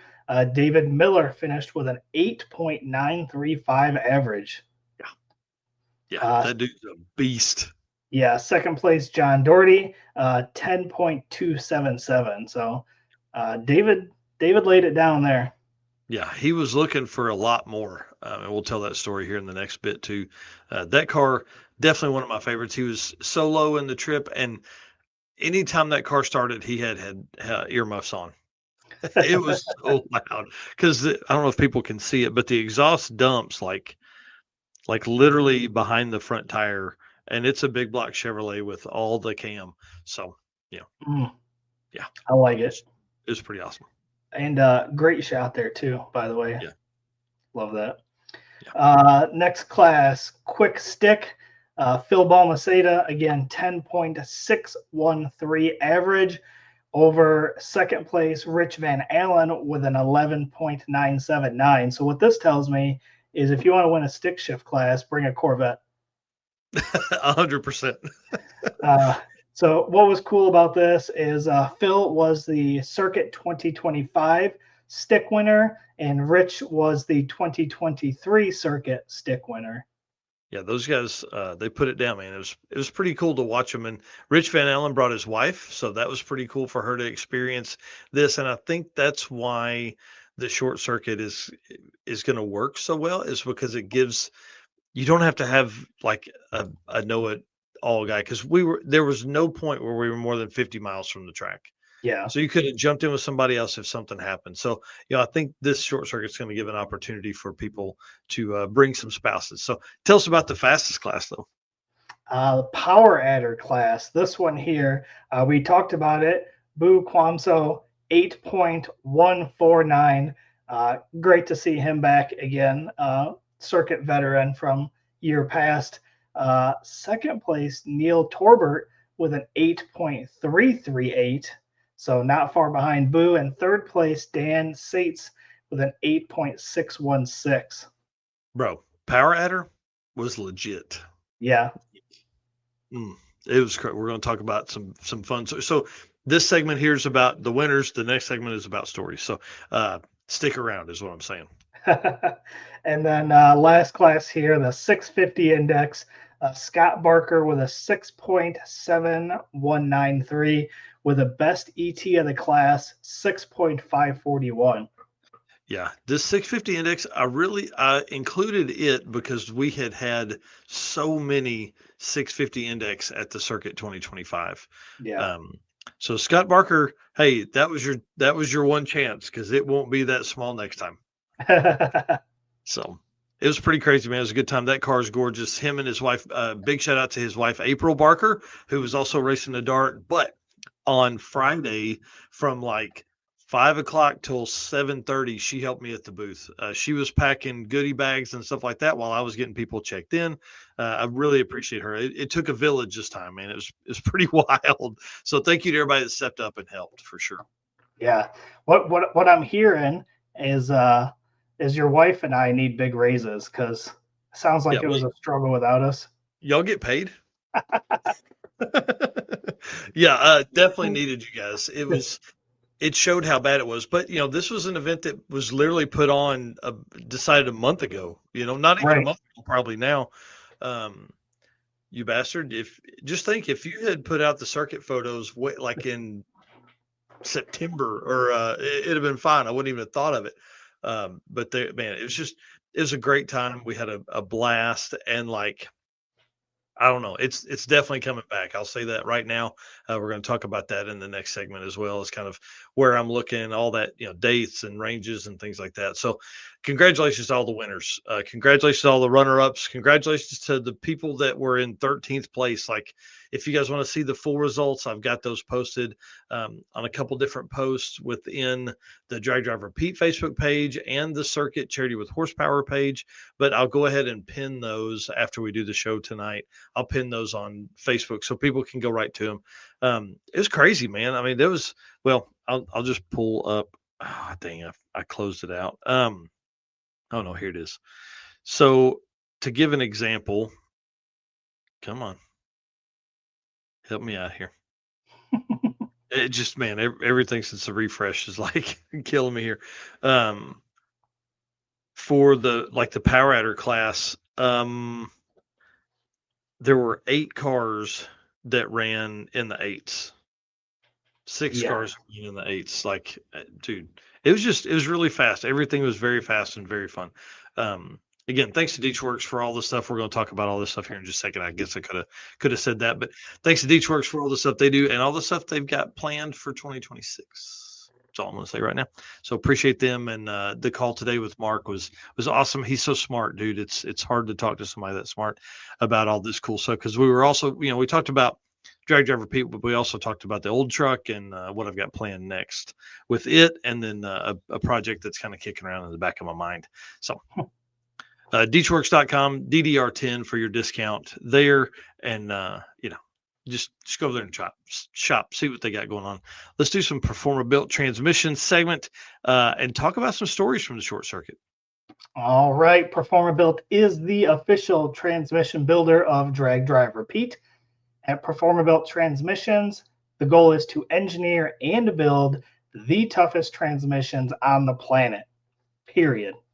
Performer Built doesn't just rebuild transmissions, they systematically re engineer each model to eliminate OEM flaws and to achieve the highest levels of performance. That is why they say their transmissions are not just built, they are Performa Built. Oh yeah, love Ryan and the team up there. The next setup here, the photos aren't in order. I'll just tell everybody that. So when we're talking about something and the photos up, it may not be about that person. I Fair didn't have enough. time to put all that together. There's a lot of stories that were coming along in here. So, but the first up is correct because, dude, these donations, this whole bin, you can't see it in this photo. So, and I didn't put the ones from the ground, from there. But, dude, this thing is it's mounded inside. Like this is probably a 2.5 or 3 foot by 2.5, 3 foot, and 2.5 or 3 foot tall, and it's full. So big shout out to Phil Balmaceda who donated all that back and all that stuff. What we got here, T. German, whose rule book is the Drag and Drive groups using as a universal rule guideline? This is a great question. Let's come back to that after we talk about the short circuit because that is a great conversation to have that we'll end the show with. So good one. Hang out for a minute. We'll talk about that because that's a great point. Dude, the donations were crazy. So we asked for cold weather clothing because the charity we support in Tulsa is obviously Youth Services of Tulsa. I've talked about that before and why we like them and what it does and pivotal moment in a kid's life and show them cool cars or cool people, all that kind of stuff. So I'm not going to get into all that. But when I rolled this in, the lady was like, is this all like jackets and stuff? I was like, yeah, and there's some, clean underwear and socks and a bunch of beanies and gloves and things. And she was like, thank you so much. So to everybody that donated, thank you so much for what you did. These kids that end up on the street, a lot of times they don't have anything when they leave their house or they leave the whatever situation they were in that put them as what made them homeless. They may just be leaving with the clothes on their back. So this is going to help a lot of those kids to get jackets. And a lot of the stuff was cool stuff, man. I mean, like Youth Services of Tulsa will take gently used clothing as well, not used underwear or socks, but gently used rest of your clothing. So if you have some stuff, sleeping bags, suitcases, all that kind of stuff, we highly recommend if you're anywhere near Tulsa, please support them because man, it got cold last week. Like it got cold on Sunday. So I can't imagine, half this thing was probably gone on Sunday afternoon to some kids. So big shout out to Blake Flores. Him and his wife brought like 100 prepackaged matching beanies and gloves. And it was just so cool to have all of that stuff there. And just like the story you were telling earlier, Phil Balmaceda, and I think his girlfriend's Lauren, sorry, Woodard is her last name. I don't know why I remember her last name, not her first name. But they took the money that was donated to him to come up and, peer pressure him into the event. They used that to buy a bunch of new stuff at Walmart. So it's pretty awesome to see all of that stuff come together. So thank you to everybody that donated. We really appreciate it. This is probably something we're going to keep doing as far as all of that goes. But we'll run through some of the stories here. I don't know how we want to do this. I mean, there's kind of some notes, but so why don't you read the topic and then I'll tell some story. I think that's probably the best way to do that. All right. We'll start out with that power adder class that we had talked about. So you mentioned 8 out of the 9 cars that ran finished with low 9s or better. Yeah, it was pretty intense to see that many cars go that fast at just a thrown together weekend event. It was pretty badass. Yep. Kristen Woodard. Kristen, damn, it was close. Lauren, almost there. Yeah. All right. So then top 6 ran 8s. Brandon Tapp ran a 14.636 and then turn around and ran an 8.902. Yeah, that car's fast. That's the 63 Corvette that's like gray with the twin turbos in it, but could not get the car to cooperate on Saturday. It just kept blowing the tires off. And so he parked it and said, hey, we've had a blast. We're going home. So he said, we're not anywhere close. Yeah, that's such a cool car too. Oh, it was so cool to have a car of that level at just a short circuit event, you know. Yeah. And then this next one, I saw pictures of this. Lance Walker in the S10 spit a drive shaft on his first pass. Yeah, I meant to grab a picture that his girlfriend posted up. Man, he's just in the passenger seat, just crashed out. That was a good time. All right, lead us on to the next one, man. Because hey, that Power Rider class, no joke. Yeah. Johnny Heller, rear end Howell, ran a 7.944, which was the quickest pass of the event. Yeah, it was pretty crazy. We pull into the Keystone Dam as our last route stop, and he's on the phone with somebody trying to see if they could bring him a ring and pinion right there at the dam, and he was going to swap it out at the dam. But he was like, "Man, I just don't have time to get it all done, and then out and get back to the track in time to make a good pass." And him and Boo left day one separated by 6 thousandths. No, yeah, 6 thousandths. Boo had a 8.1915, and then Johnny had a 8.1975. Nice. It was gonna be a showdown on the last day because I don't know if you know Boo Quam so very well, but he likes to win. Yeah. And he would have leaned on that car hard. And what was really cool is like Johnny had the Camaro at Rocky Mountain Race Week, and then had just worked on it, gotten faster all week. And so Boo was like, I feel like I had that class covered. And then Johnny knocks off like a 790, and he was like, wait a minute, maybe I don't have it covered. Yeah. So it'd have been a good one. It'd have been a great race to see those guys go head to head. I bet. Next story here, Red Hat Scotty. He switched to the U versus U after a pass didn't show up on his app or his printout. Dude, he was so mad. So he was good reason. He was in the 650 index class, right? Before. Mm-hmm. Yeah. Would have been a 6.522. Yeah. Yeah, it went down, and he ran the 652 in another pass, but his second pass of the night, he has a recording of it up on the board. It's a 10:01 something. I can't remember the third digit, but so he's like, I guess I got to go to U versus U because U versus U's limited at 10:0. That time slip for his second run, which would have been awesome and probably locked him into first place all weekend for the 650 index, but it didn't pull up on the printer. It didn't pull up on the app. So he was like, I have no idea what to do. I don't know what to do. So that's why because they were ready to go to the hotel or get something to eat or something like that. So yeah. But he did lay down a 10.015, a 10.074, and a 10.195. Yeah, sadly that won't cut it in U versus U, but very good runs. Very good runs. 10:015, I think, was the closest pass to a 10:0 that we had all weekend. So may look at a 10:0 index for the short circuit 2026. I don't know. I'm trying to figure out which classes and what all everybody ran. So, but we talked about the U versus U, and it was 0.02 was first place. Second place was 0.022. So obviously very, very tight, which leads us to the next story here.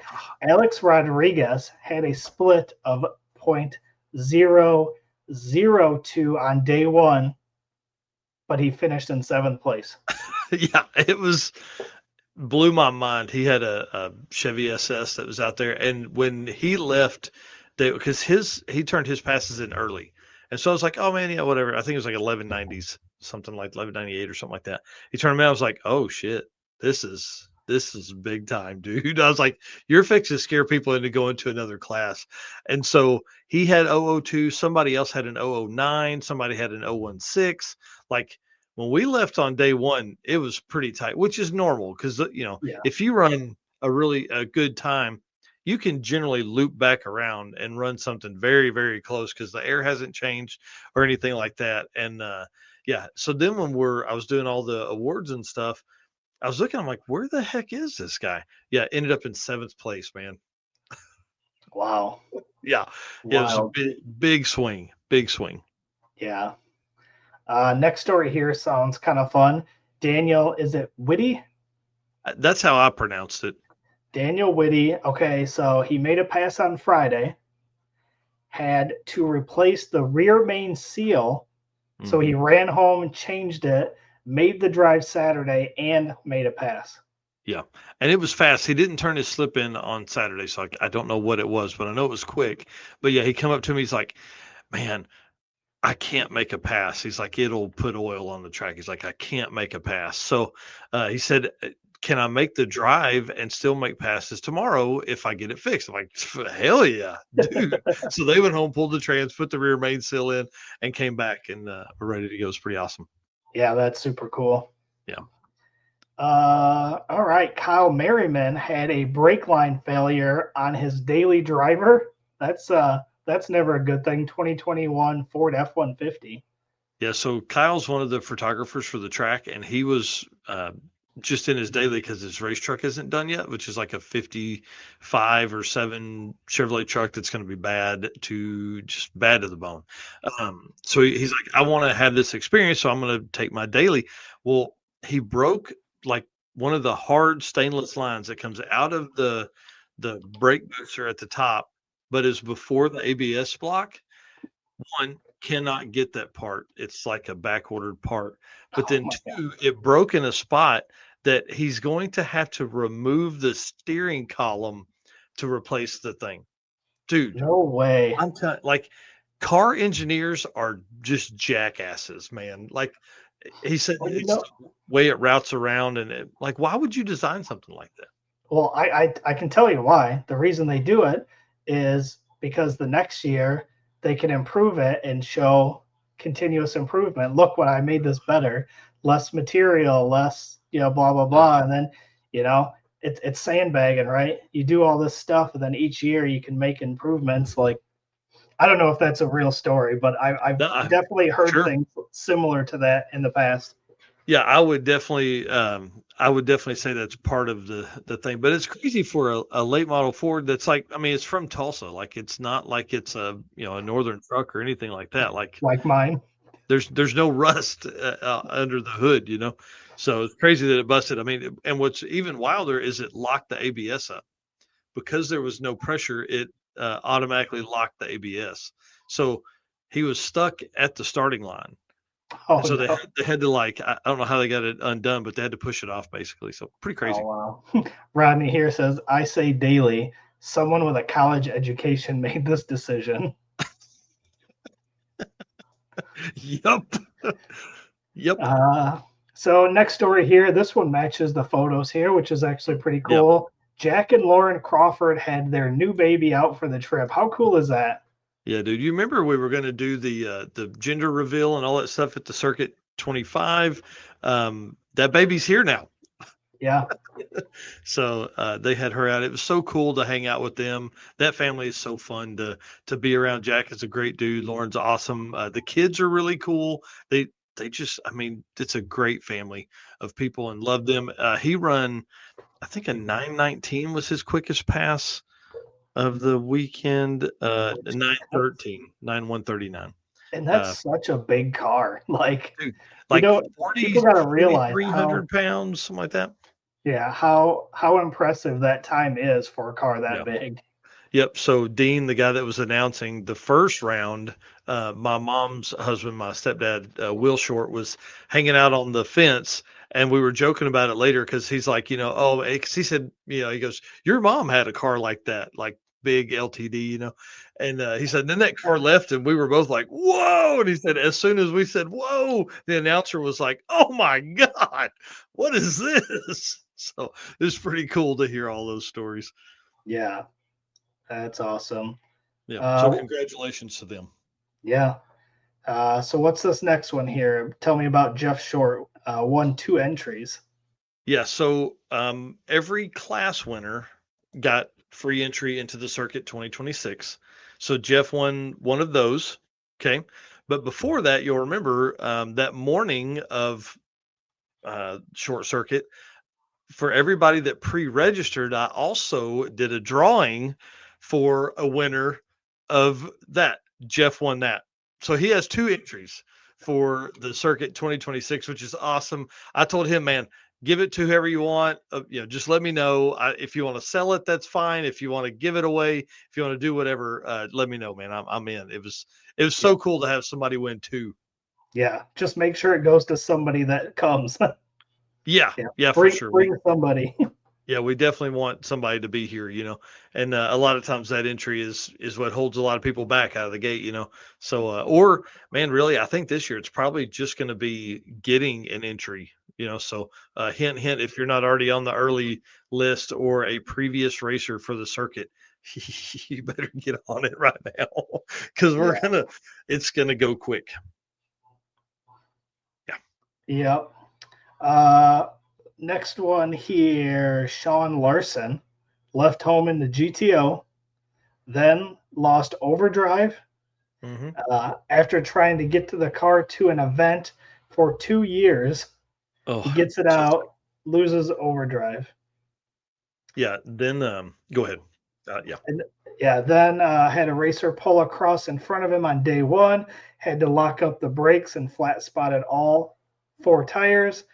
So the whole family jumped in Abby's Trailblazer SS. Yeah, it's pretty crazy. So they have a black Trailblazer SS, which is what Abby raced this weekend. And then they have a white Trailblazer SS that's just not as fast as a black one. And then they have the GTO, the Iron Indian GTO, which he's been trying to get to an event for like 2 years. Every time he takes it out, something ends up happening. And so, so this sucked because he had to take it home that morning, comes back in the white one. I don't remember the name of the racer that went in front of him, but he ended up like it was close enough. He slid over that guy's parachute. Oh, wow. So very, very close. He's like, it could have been real bad. Yeah. So glad nothing bad happened, but pretty wild story there. Yeah, no kidding. And then looks like last story here, David Miller, fire on the first pass at the end of the track. Yeah, he was intending to run nitrous and wanted to make a motor only pass to make sure everything was good. And I think that was his 893 pass. And so he goes down, makes the pass, no big deal. The car catches on fire. so so he like jumps out. He's at the end of the track, so the safety crew, I mean, the truck is running, but they've got to drive down there. Well, luckily he was racing. I think it's Todd Stadel in the black and red C10, like 70 model C10 truck. Todd had a fire extinguisher in the back, grabbed it, they put the fire out, but they didn't have it, had burned some of the nitrous wiring by the time they got it out. So no nitrous, but the dude laid down 890s and just destroyed the all motor class. That's awesome. Yeah, I mean, it was not the fire part, obviously, but to be able to continue the event and lay down some all motor passes like that. Yep, they ran back to the pits. I don't know if the car drove itself back to the pits, and then they ran and grabbed some other some wiring and stuff like that to repair. I think there was one wire, like the tack wire or something like that, got caught up in all that stuff. So yeah, pretty sad that he couldn't put the nitrous on it because, dude, if he's running 890s with, naturally aspirated, I mean, could he have been a contender in Power Adder? Yeah.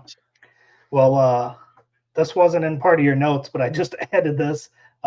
Talk a little bit about the route stops. How'd those go? Dude, I saw some Waffle House pictures. I edited some pictures for you. Yeah, thank you. I appreciate that. That looked really good. So Waffle House looked awesome. Yeah, the Waffle House was really cool. Big shout out to Driven Racing Oil. We split $500 with them to cover breakfast for as many people as that would cover. Right, it covered everybody's meal except $7.25. No way. Yeah. So the last people that were eating in there got a $7.25 bill. So it's pretty cool to be able to feed everybody and do that. And what it really allowed, I think I've got a photo in here. Hang on. Because this was, this right here. So this is in the Waffle House parking lot. So big shout out to Melissa Morrow for snagging this shot. There was like 10 of us, I think, around Alex's bed talking for a little bit. It was just really cool. Like nobody was in a real big hurry for this one because we had time. We could make, this was at like 9 o'clock in the morning. So we had plenty of time to get back to the track. At this point, we're like 30 miles into the drive. So, we had an hour and a half worth of driving left. It was way more than that, to be honest with you. It's way more than an hour and a half after we left here. So big shout out to Melissa for grabbing this. But the Waffle House was great. The staff was awesome. They had more people than normal for Saturday morning. So it just things went very fast. They weren't overwhelmed. So big shout out to Richard, who's the district manager over there. Appreciate him putting all that together. And then, this all kind of started when we did the Waffle House breakfast or late night snack. Which one was it at the Circuit 23? Anyways, I think we did a breakfast. Yeah, I think it was breakfast. Big shout out to William Noble, who put all that together when we were in Springfield. And so, whenever we go to a new area, I reach out to him. Hey, who do you know down here? And, can you help us get in touch with them? And so he helped me get in touch with Richard, who runs all of the Tulsa area Waffle House, is kind of that next level up manager. And, dude, Richard's great. He was like, bring it on, man. Bring it on. We're ready. We've got extra people on staff. We fill the parking lot. So there's a couple pictures that I sent that you edited that it's like all the cars in the parking lot are cool cars. It's pretty neat to see that in Waffle House parking lot. Sounds like a good person that to have in your contacts going forward. Yeah. We'll be doing a lot of stuff around in that area. Oh, for sure. Yeah. This next year is going to be pretty crazy. And we intend to really wear out some Waffle Houses. Then next we drove the drive from Waffle House to the Auto Museum. Somehow I got all jacked up. Like I'll tell the story here. I somehow misread the directions. Like I'm the one that wrote them. Right. Somehow screwed it up completely. And took me forever to get to the Auto Museum. Well, I pull in and I'm like, the first people I see, I'm like, guys, I'm sorry. I don't know what I did. I don't know, because like I usually use Google Maps for the distance.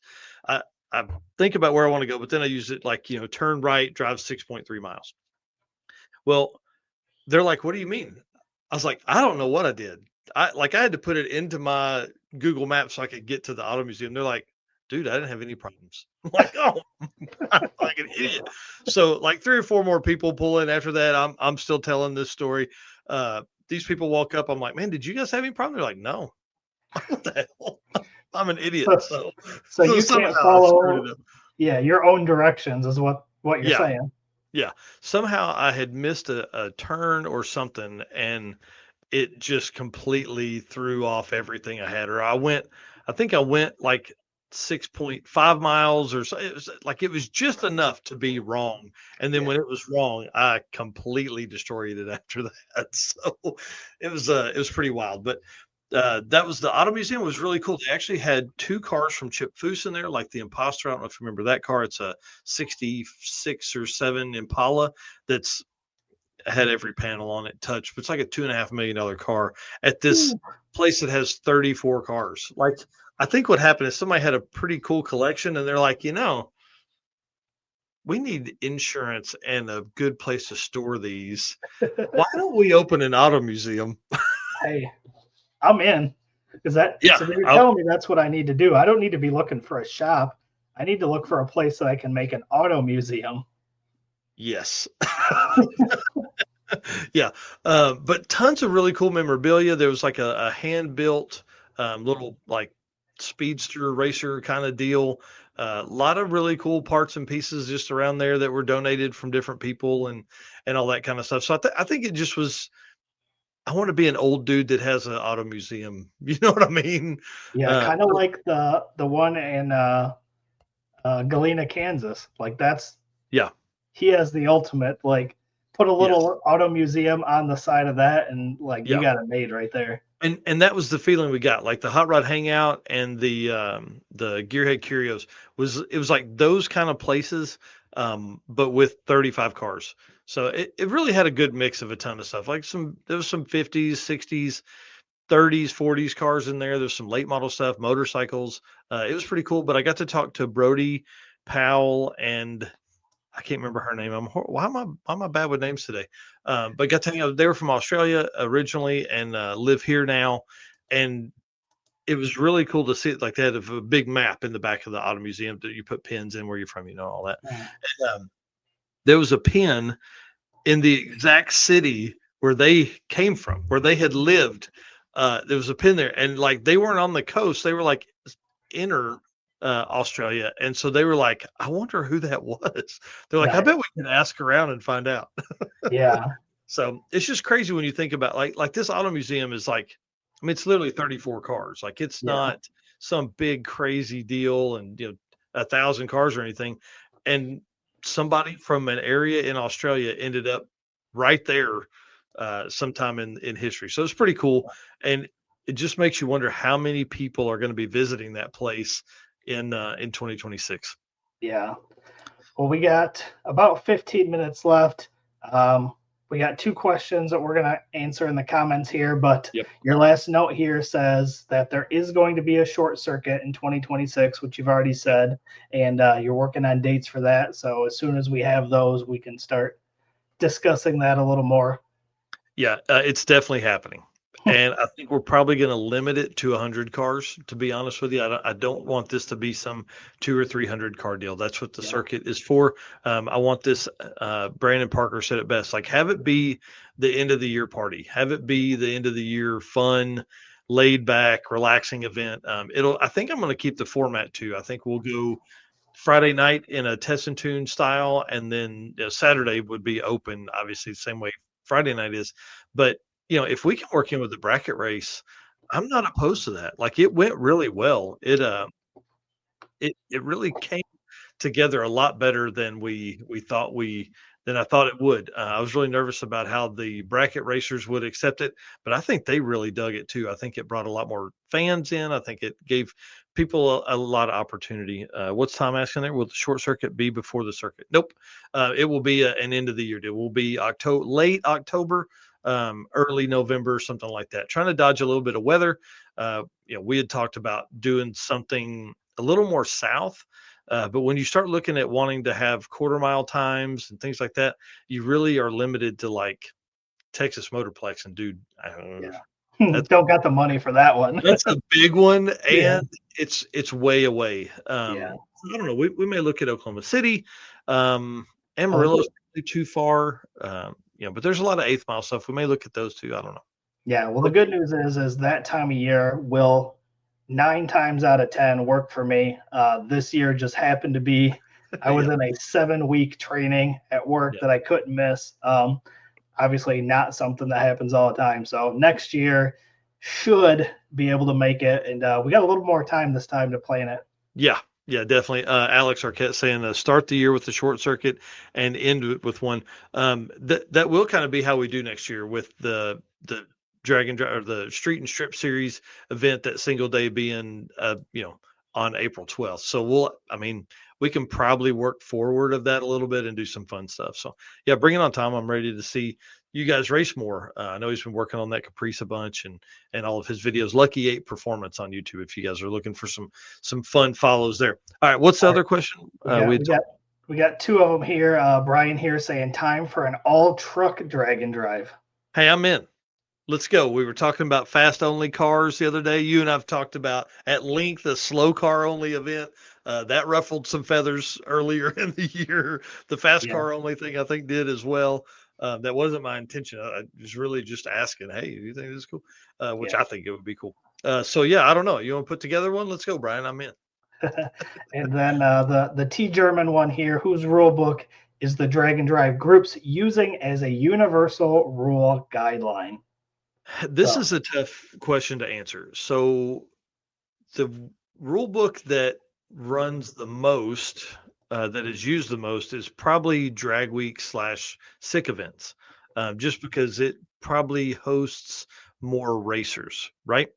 The Rocky Mountain event, I like their rules better, and it's what we follow at the circuit because we are in the same geographical area as them. So it makes sense that if you're building a car for Rocky Mountain, that car also needs to be compatible with our stuff. We don't want you to have to change a bunch of stuff to race at our event and then have, it change it around to do the other stuff. So it's really, geographically, I would say that probably will maybe answer your question. I would look at them and just see, like, it goes back to if you have 70 cars, is it worthwhile to really hammer down on rules? Or if you're going to have 70 cars, do you open it up some? Do you let it be kind of open your first year and figure out what you do wrong, right? Because nobody wants to see something ruled to death. Drag Week has 20 years of history. They know what works for them. They know what is going to be cheated. They know what is going to be wrong. They know how to make the difference in a super street car and a street what's it called, um, street race, power adder. God dang, what time is it? So I don't know. That's a great question. I'd love to talk to you about it. Love to see if kind of how many cars you're planning, what the rule package from there could be. Because again, what is a successful event? 300 cars, 30 cars, 50? Who knows? 10? It just goes back to what you want to accomplish with it, and let's talk about it. I know the rules for the Street and Strip series are going to be very open, kind of like what the Short Circuit was, because one, it's very easy for me to look at. I can look at a car and know that there's no power adder on that car because it doesn't have nitrous or turbo or supercharger or anything. Same thing for a power adder. That makes it very easy. Now, the sad part is a 10-second power adder car has no chance of winning that class if some fast stuff shows up. So, it's kind of a catch-all for the rules. So we will probably add some slower stuff, some index stuff, I want to try and I don't want to give everybody a trophy. Damn it. It's in a participation deal, but Right. there needs to be an opportunity for somebody within like a 10-0 index probably would have been a great run for this one because with double entries, you could almost do 650 class and 10-0 index and have a pretty damn good tune up and be really close in both of those classes. So I don't know. Great questions, man. That's a good one. And then I feel like, or not, I feel like Brandon Parker here says the Speed Mini says I feel like Keith Turk has the most influence on rules, and he definitely does. I mean, he's the one that writes them for for Hot Rod Drag Week and the Sick events, which they host 4 of those a year. So, 4 of those a year that are at this level. So should be or 5, I guess, with Drag Week being 1, and then the Sick events having 4 more from there. So who knows? I don't know. Let's talk, man. Again, I love the Rocky Mountain stuff because it's like there's 3 or 4 rules per class, and it's always been very competitive over there as well. Yes, sir. So anyways, yeah. So the Circuit 2026. I hope we blew your minds tonight because we've got the Circuit 2026, we've got Short Circuit 2026, we've got 3 Street and Strip series single day races, and we have the Heads Up Hustle partnering with Drag Drive Repeat for a Heads Up Hustle styled event with Pro Mods and Jet Cars. 6 events for 2026. It's gonna be crazy, bro. Yeah. What have we done? And partnered with Sick the Mag to do some magazine stuff too. So a lot of new information, exciting information tonight. Yeah, a lot of stuff coming. This was a good show. All right. Well, anything else? I think that's about it. Sweet. Well, dude, send us out, man. Yeah, let's wrap her up. Again, thank you everyone tonight. Tons of comments. A lot of people talking about all the stuff that we announced. So definitely appreciate the interactions with everybody tonight. Again, this is why we call you guys our race car friends. This is why we have and will always have hashtag race car friends on our PRI stickers. So again, make sure you come by and grab those at PRI.